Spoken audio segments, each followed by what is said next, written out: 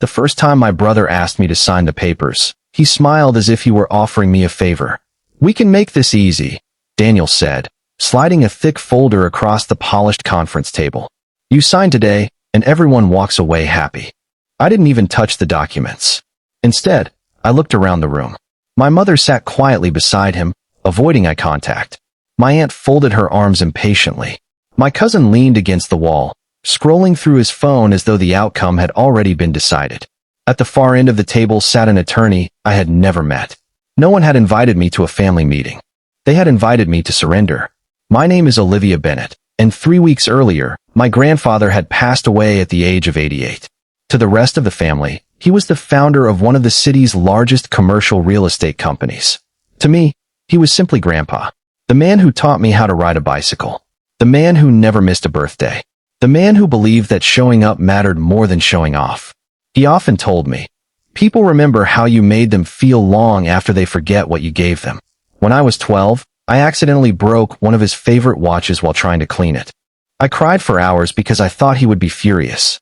Instead, he laughed, handed me a small screwdriver, and said, "Let's learn how to fix it together." That was Grandpa. He turned mistakes into lessons instead of punishments. As I grew older, our relationship became even stronger. While everyone else visited him on major holidays, I stopped by every Saturday morning. Sometimes I brought groceries. Sometimes I cooked lunch. Sometimes we simply sat on the balcony of his Harbor Avenue penthouse drinking coffee while watching the boats move across the bay. Those quiet afternoons became my favorite part of every week. He rarely talked about business. Instead, he shared stories about failure, about losing money during difficult years, about rebuilding after setbacks. "Success isn't measured by what you own," he once told me. "It's measured by the number of people who still smile when they hear your name." I never forgot those words. The rest of the family, however, saw Grandpa differently. They admired his wealth, his investments, his expensive property. Every holiday conversation somehow drifted toward inheritance. My older brother Daniel especially believed he deserved to take over everything Grandpa owned. "I'm the oldest grandchild," he often reminded everyone. "It's practically expected." Grandpa usually smiled without answering. Looking back, I think he already knew exactly what would happen after he was gone. The final year of his life wasn't easy. His health slowly declined. Walking became difficult. He stopped driving. Doctors advised him to avoid unnecessary stress. That only made me visit more often. I'd help organize his medications, cook his favorite chicken soup, or read aloud from the newspaper when his eyesight became tired.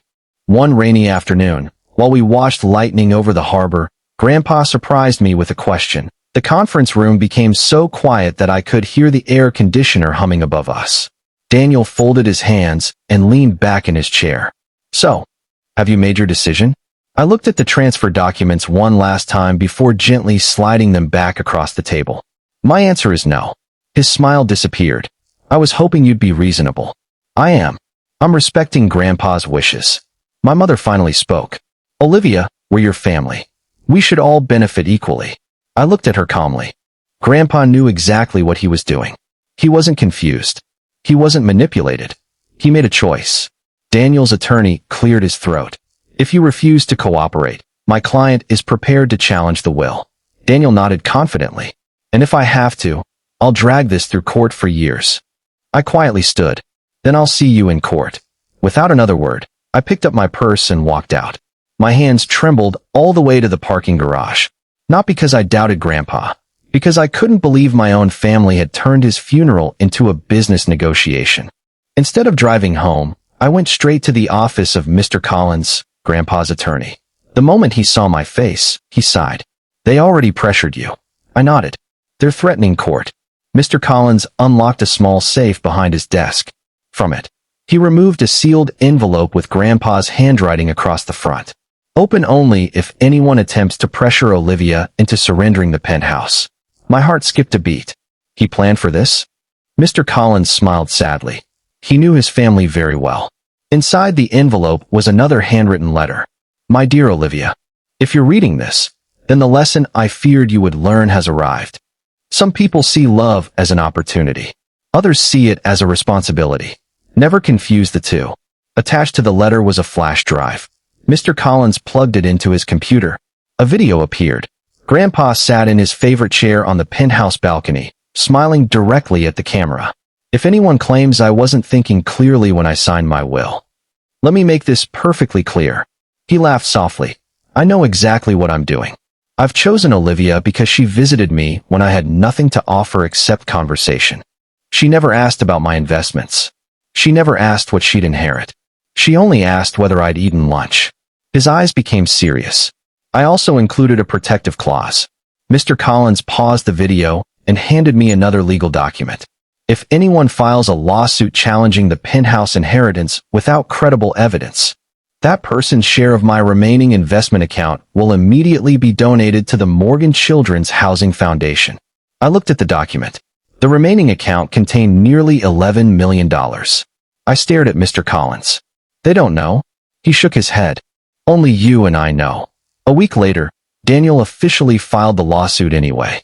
He believed Grandpa had been manipulated during his final months. He accused me of influencing an elderly man. Reading those accusations hurt more than I expected. Not because strangers believed them, because my own brother had written them. The first hearing arrived. The courtroom wasn't crowded. Just our family, both legal teams, and the judge. Daniel's attorney argued that Grandpa's age made him vulnerable. Mr. Collins calmly presented years of medical evaluations. Every physician confirmed Grandpa remained mentally competent until the day he died. Then he played the video. The courtroom watched in complete silence. When Grandpa finished speaking, the judge removed his glasses. It is abundantly clear that Mr. Bennett anticipated this exact dispute. He looked toward Daniel. I find no basis to invalidate the will. The lawsuit was dismissed. Immediately. Because the challenge had officially been filed, Grandpa's protective clause became effective. Within days, the $11 million investment account was transferred to the charitable foundation exactly as Grandpa instructed. News spread quickly. Daniel called me first. You knew? I learned after you threatened me. You could have warned us. I tried. I told you to respect Grandpa's wishes. He hung up. 2 days later, my mother knocked on the penthouse door. She looked exhausted. Not angry. Just tired. I don't want to argue. I invited her inside. She slowly walked through the apartment. She paused beside Grandpa's reading chair. I haven't been here since before he passed. Her voice trembled. I couldn't.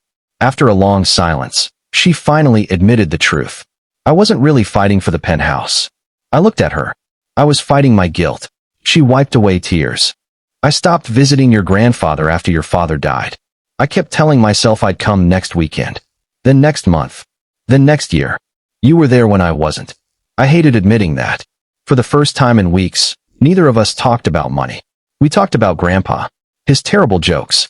His love of blueberry pancakes. His habit of pretending to lose at chess just to make his grandchildren smile. We both laughed. Then we both cried. Months later, I decided not to sell the penthouse. Instead, I restored it exactly as Grandpa had left it. One room became a free mentorship studio for young interior designers and architecture students who couldn't afford expensive training programs. Another room displayed photographs from Grandpa's life. Above the entrance, I framed one sentence from his final letter. The greatest inheritance isn't property. It's the character you leave behind. Nearly a year later, Daniel asked if we could meet for coffee. He looked humbled. I spent so much time believing I deserved Grandpa's wealth that I forgot to earn Grandpa's trust. I nodded quietly. He continued, I'm sorry.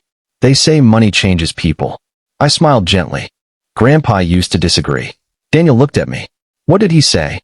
I repeated the lesson Grandpa had shared with me years earlier. Money doesn't change people. It reveals who they already are. Daniel lowered his eyes. I think he was right. Looking back, people often focused on the $5.5 million penthouse. They asked whether it was worth the legal battle, whether the victory felt satisfying. They were asking the wrong question. The penthouse wasn't Grandpa's greatest gift. His greatest gift was teaching me never to surrender my integrity simply because someone tried to pressure me. Property can be bought. Money can be earned again. But once you betray the trust of someone who believed in you, no amount of wealth can purchase that back. In the end, I didn't keep the penthouse because it was worth millions.